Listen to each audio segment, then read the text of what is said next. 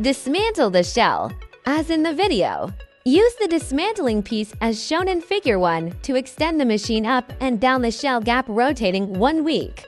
Open the upper and lower shells, as shown in Figure 2.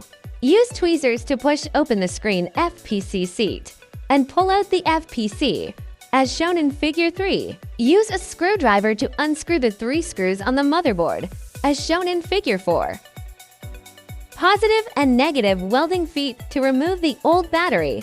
Put the new battery into the machine. The positive and negative line welding, pay attention to the positive and negative poles cannot be connected to the wrong, as shown in Figure 5. Re-tighten the main board screws with a screwdriver.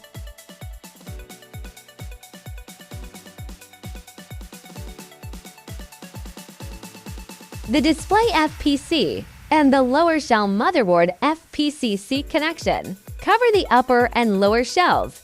From the USB-C on that end to close, pay attention to the inside of the line should be lined up. Cannot be exposed to pressure braking,